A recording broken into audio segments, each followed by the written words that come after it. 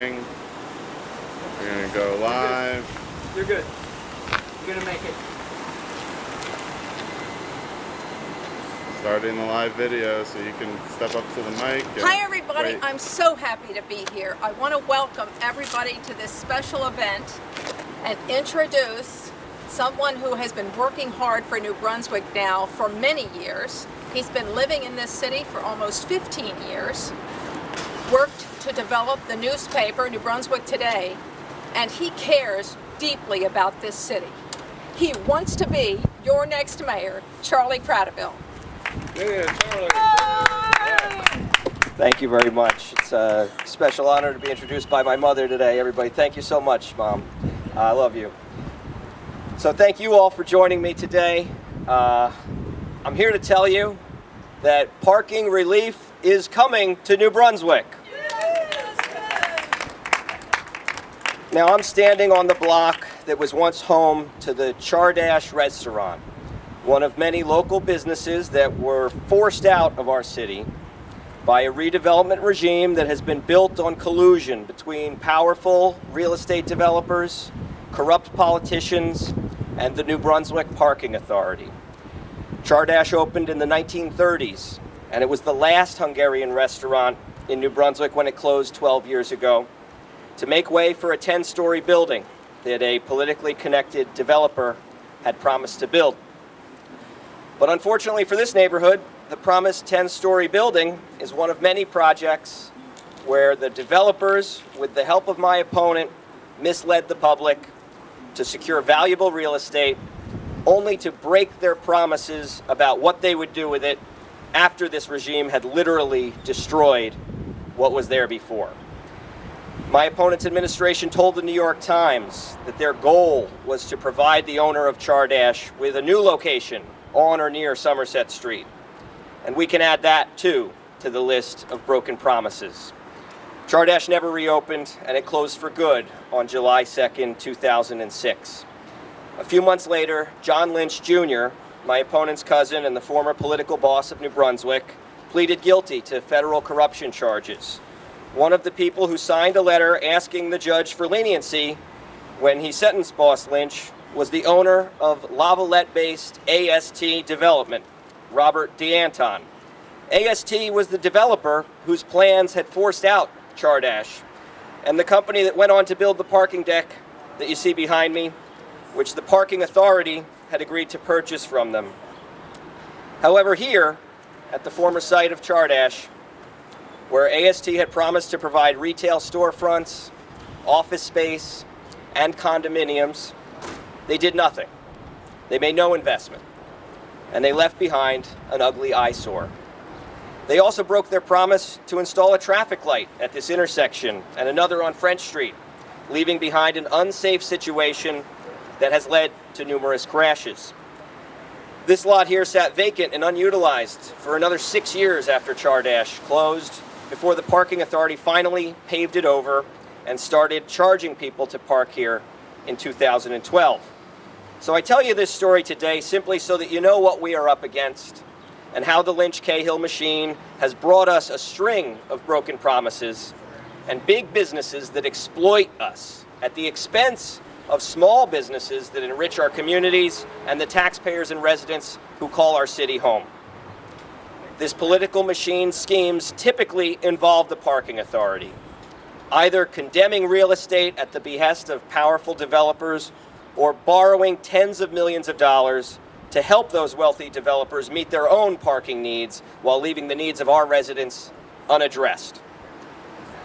For these reasons and others, I support abolishing the New Brunswick Parking Authority and absorbing its responsibilities, assets, and liabilities into a new transportation department, a move that will save taxpayers money and allow us to better address the parking problem, combat the climate crisis, and take control of the NBPA's out-of-control debt.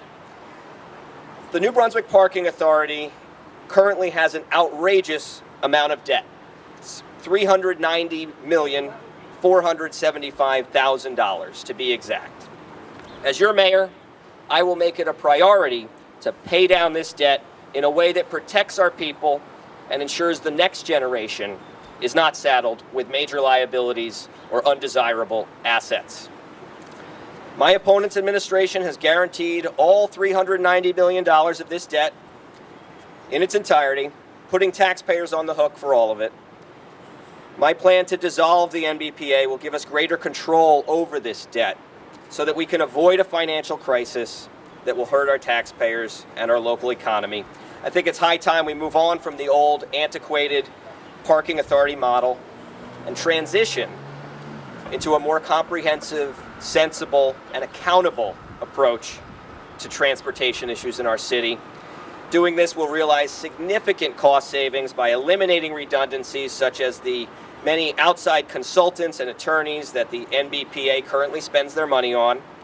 This will also enable us to merge payroll and other administrative systems with the city government systems, streamlining those operations and allowing us to use the best tools possible to manage our city government efficiently. By dissolving their parking authority, Jersey City taxpayers saved approximately $850,000 each year and helped bring more accountability to an important sector of their local government. And that's really the key word: accountability. Under my plan, the New Brunswick Department of Transportation will be led by a director who will be completely and totally accountable to the mayor, the council, and the residents of our great city. No more unelected NBPA Board of Commissioners, and no more reckless borrowing. I will work with community partners like our city's hospitals, Rutgers University, NJ Transit, and the county government to maximize the usage of our existing parking facilities and, in some cases, transfer these properties to new ownership in order to pay off the NBPA's massive debt. The NBDOT will also offer its services and technology to other public and private entities that own parking lots and decks as a way to generate revenue and contribute towards paying down that debt. I will also pull the city government out of the commercial real estate business. The NBPA's recent commercial projects have failed to bring in rental revenue that they were counting on, such as the famous Fresh Grocer supermarket, which closed abruptly after failing to pay rent for over a year and still owes over $1 million to the NBPA. After that debacle, the NBPA's prime real estate sat vacant for a year and a half before a new tenant moved in. That tenant has currently fallen behind on their rent and owes the NBPA $378,984. Brother Jimmy's Barbecue, another NBPA-owned property, shut down abruptly earlier this year, owing the NBPA $82,865, and that space sits vacant to this day, generating no revenue and making it harder for the NBPA to pay down their debt. Under my administration, we will sell these commercial real estate spaces, and we will use those funds to pay down that massive debt. So that's my vision for transitioning away from that old model and avoiding what could be a pending financial crisis. Now here's what you can expect from the new model, the New Brunswick Department of Transportation. In contrast to the NBPA, the NBDOT will be comprehensive in its vision, and it will bring a fresh new focus to solving the parking problem and tackling other challenges like improving our bus system, making the streets safer for bicyclists and pedestrians, upgrading our antiquated taxi service, and repairing our roadways. I've been listening to the community's concerns about parking, the shortage of spaces, the expensive rates, the frequent tickets, the confusing rules, and the lack of solutions to any of these problems. First and foremost, the NBDOT will be able to tackle the parking problem in a new way. As the candidate who will put our residents and their needs first, I am committed to addressing this parking problem in a way that prioritizes our residents and their ability to park in their own neighborhoods. So I'm proud to announce that for the first time in history, the city government of New Brunswick will strategically invest in properties for the purpose of providing affordable off-street surface parking for residents in neighborhoods where parking demand outstrips the supply. It will be just like the lot that we are in today, except that it will actually be for the people of this city. And by the way, those lots will be well-lit, safe places, and they'll be built using permeable pavement that will reduce the negative effects of stormwater runoff, including flooding. So, for a modest monthly fee, you'll soon be able to have a guaranteed parking space in your neighborhood, so that when you come home late and you see that all the spaces on your street are gone, you'll still have a safe place to park near your home. And that's just the beginning of my new approach to our parking problem. My administration will also support an immediate 33% decrease in the rates at every meter in New Brunswick, bringing us back to the days when a quarter could buy just 15 minutes of parking. This is a common sense move to send the message that New Brunswick wants to encourage visitors to come and patronize our great businesses. We will also end the ward-based parking permit system that discriminates against residents of smaller wards and segregates our communities for no good reason. Down Plum Street, one of the homes I used to live in here in the 5th Ward, is 88 Plum Street, and the only problem there was that Hamilton Street is the dividing line between the 5th and the 6th Ward. So even though we could see Hartwell Street from our porches, we would get a ticket if we ever parked there. It's just one of the many confusing rules about our existing permit system. And because the 5th Ward is the smallest, it only has about 12 blocks of parking where the permit is any good. By contrast, the 6th Ward permit covers a much larger geographic area, including several dozen blocks, where the parking permit can be very valuable, including areas directly adjacent to the Rutgers campus. This inconsistency must stop, and by reworking this system in a way that allows residents of any ward to park in other wards, it will help our residents be more connected with one another. My administration will also fight to limit alternate side parking regulations to only the period of time between May 15th and August 31st, so that we're not exacerbating the parking crunch that is caused when Rutgers University is in session. Currently, these rules are in effect from April to October, but during the school year, it is nearly impossible for many residents to park their car legally during the days when those alternate side rules are in effect. The end result is that a lot of people get tickets, the street sweepers can't do their job, and the whole thing is just an exercise in futility. Now, this will require changes to our city's stormwater management plan, and as a committed advocate for our environment, I'll ensure that appropriate mitigating measures are put in place to compensate for these needed changes.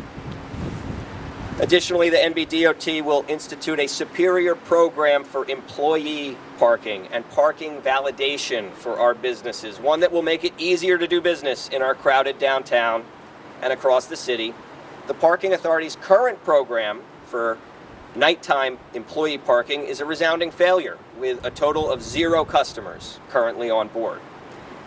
And I know firsthand many restaurant workers who struggle every day just to find places to park while they work. And I've talked directly with them about solutions that they would like to see. As someone committed to working people and easing their struggles, I will expand this program to cover additional parking garages so that workers are able to park near the place they work at an affordable rate.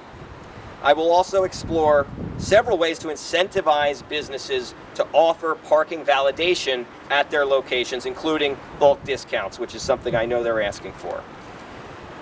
Finally, my administration will require developers to pay a fee if and when they receive parking variances that allow them to build less parking than what is required by our city's standards. Currently, when our land use boards grant these variances, there are often negative consequences for neighborhoods, and the developers get a valuable benefit at no cost. Under my plan, these developers would be required to pay a fee for each required parking space that they avoid building through the variance process. This would be similar to how things are done in Edison Township and other New Jersey municipalities.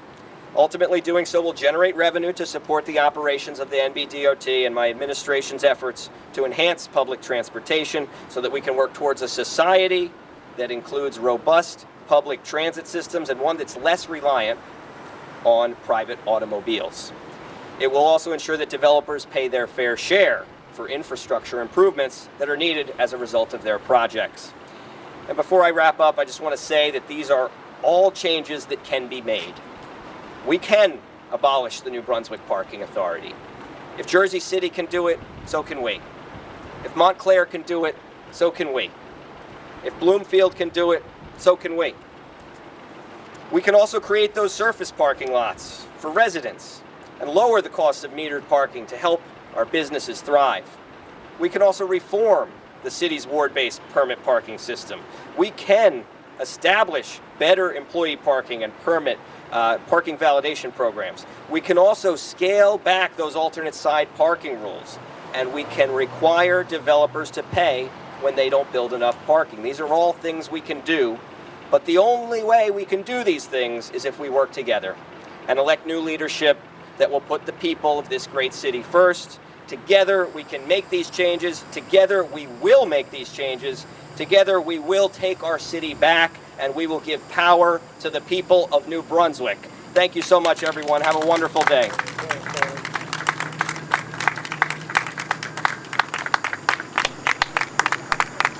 Thank you for coming. Thank you so much. Appreciate it. Thank you for coming.